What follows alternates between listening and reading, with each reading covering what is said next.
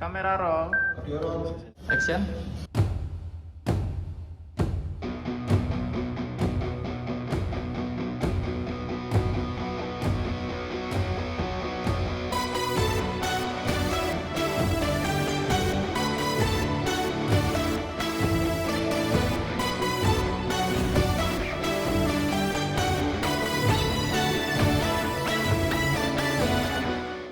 Salam,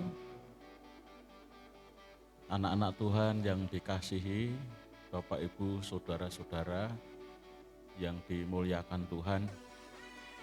Pada kesempatan ini saya akan menyampaikan kebenaran firman Allah yang berjudul yaitu Kuasa Ucapan Syukur.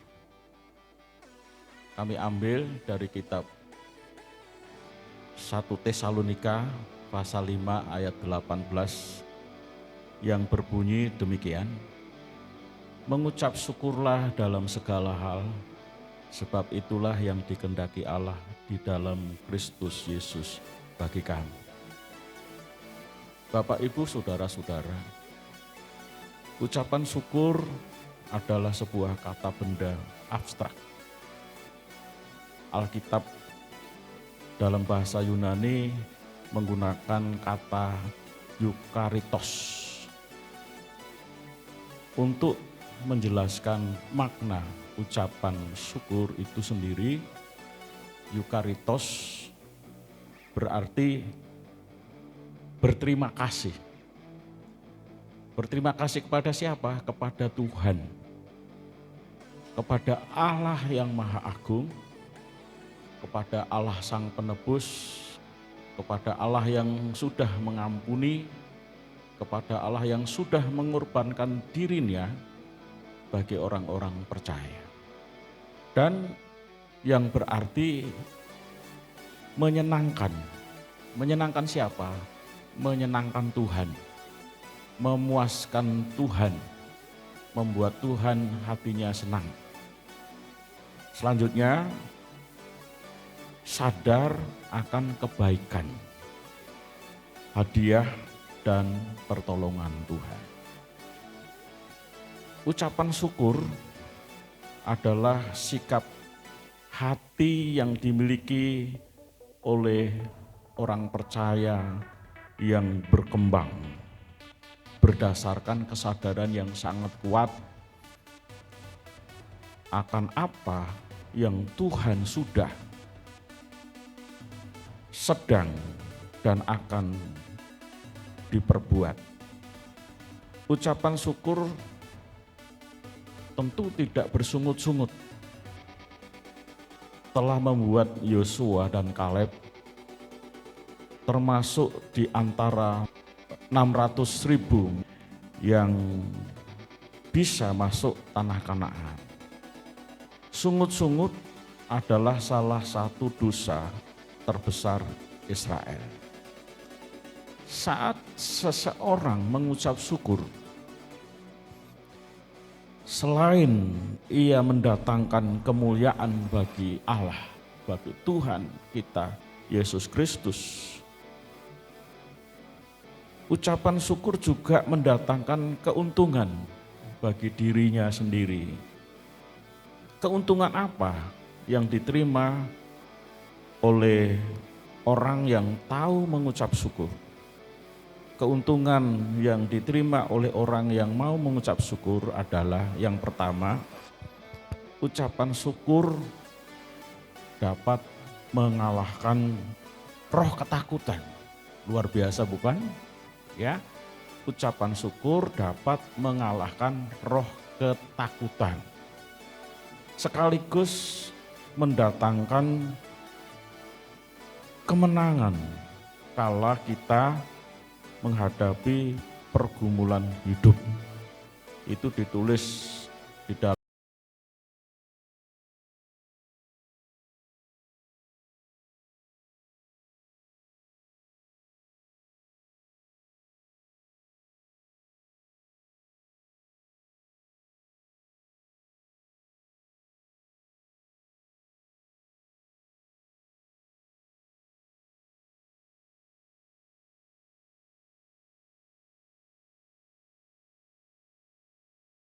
bahwasanya untuk selama-lamanya kasih setianya Tuhan mendatangkan kemenangan yang sangat dahsyat, luar biasa.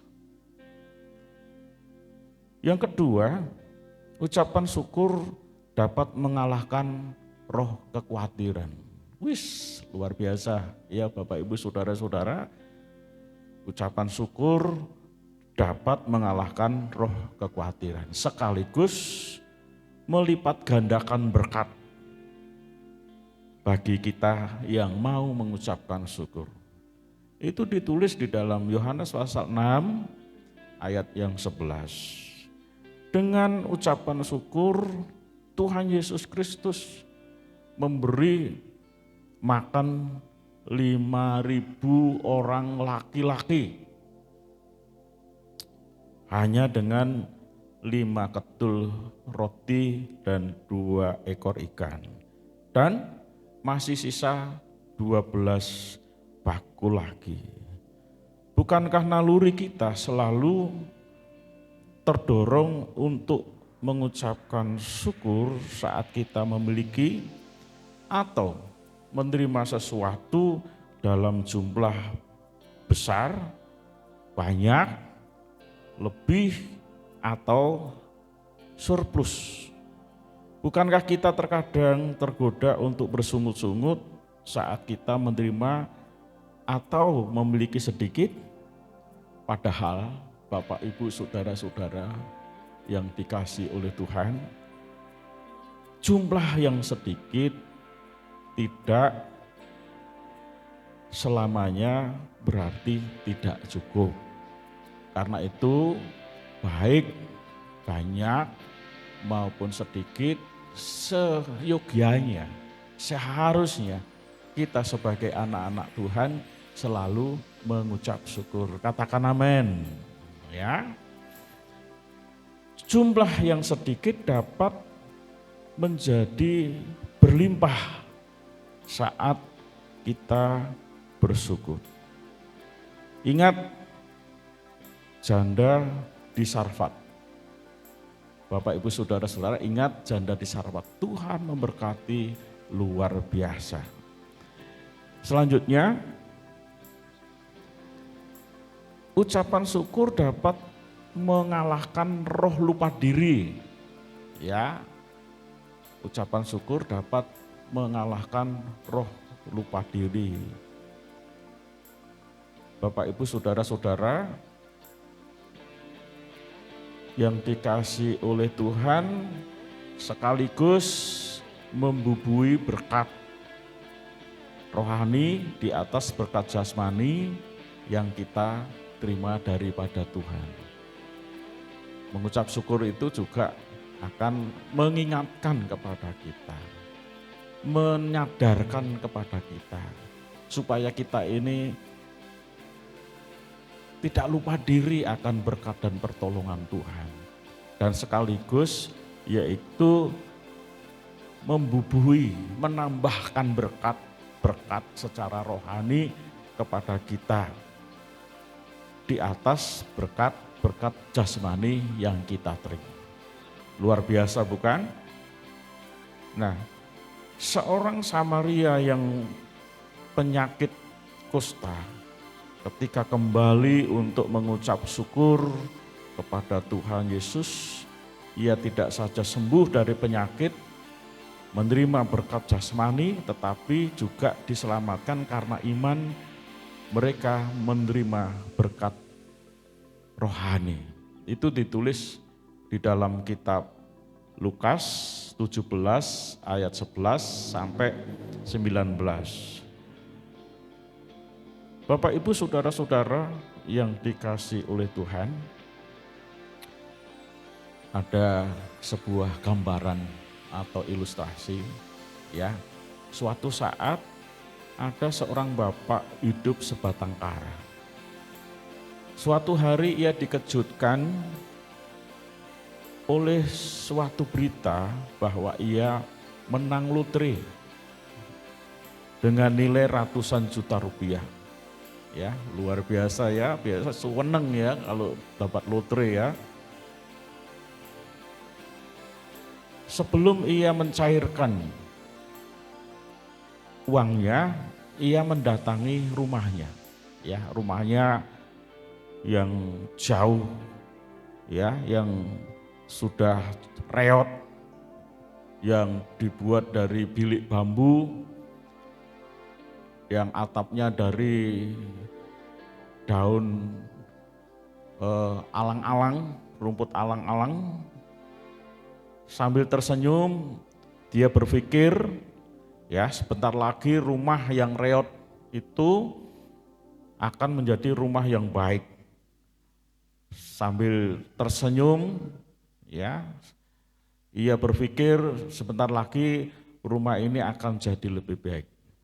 Ia sambil mengambil korek, ya, disulutlah rumah itu. Dan pada akhirnya rumah yang dipakai selama ini, yang ditempati selama ini, pada saat hujan dia berteduh di situ, pada saat panas dia berteduh di situ, dia tidur di situ, masak di situ, ya disulut dengan api. Saudara-saudara yang dikasih oleh Tuhan, nah saat api sudah mulai menyala, ia pun melepaskan sepatu bututnya yang sudah kumal, rusak, yang jebol. Dan bukan hanya itu, topi yang dipakai, ya topi seperti topi laken gitu ya, dipakai, dilemparkan ke api, ya, dilemparkan ke api.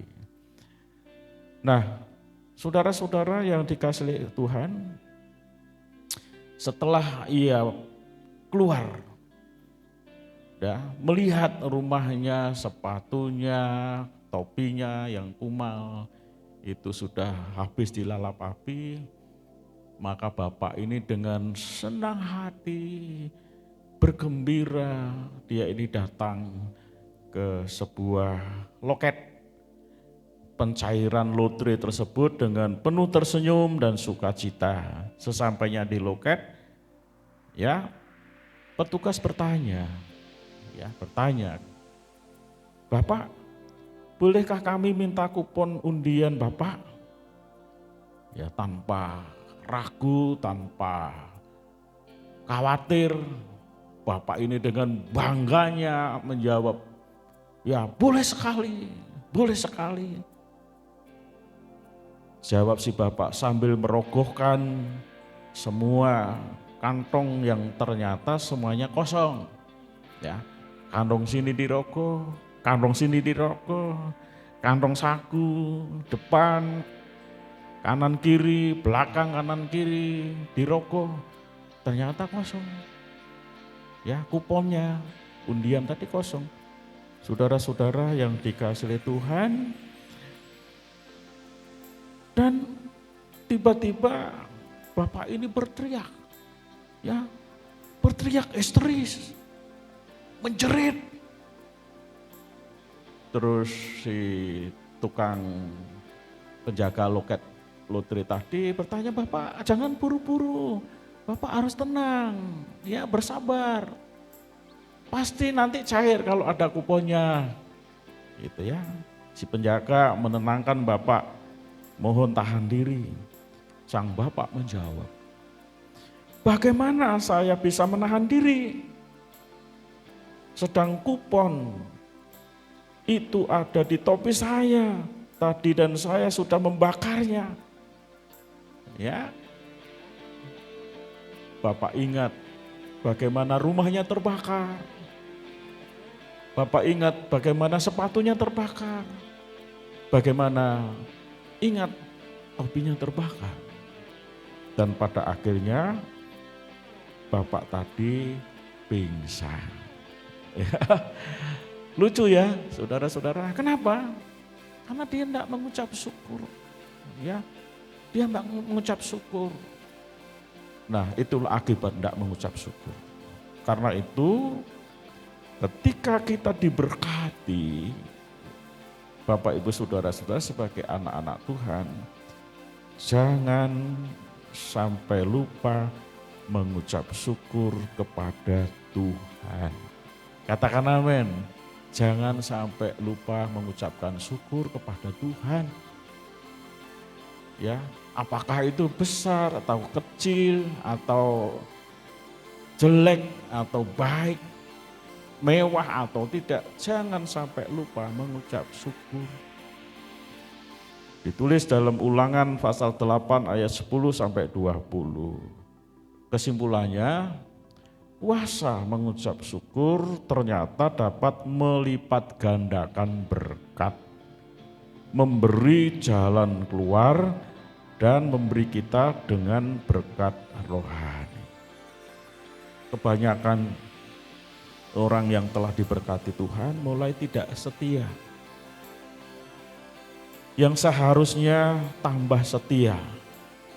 Oleh sebab itu kalau kita diberkati Tuhan, hendaklah kita tambah setia. Setia di dalam doa, setia di dalam beribadah, setia di dalam melayani Tuhan, setia di dalam segala sesuatu yang ada kaitannya demi kemuliaan dan kebesaran nama Tuhan. Kalau kita ini setia di dalam perkara-perkara yang kecil, maka Tuhan akan memberkati kita lebih besar. Amin. Amin. Ya, kiranya Tuhan memberkati kita pada hari ini. Kita akan berdoa. Terima kasih Tuhan Yesus, Engkau sungguh luar biasa. Biarlah renungan yang sangat singkat ini meneguhkan, menguatkan, memberi inspirasi, sekaligus mengingatkan kepada kami semua orang-orang percaya untuk selalu mengucap syukur, sebab ada kuasa ucapan syukur, dan itu adalah perintah Tuhan. Terima kasih Bapa. Dalam nama Tuhan Yesus kami berdoa, haleluya, amin. Tuhan memberkati.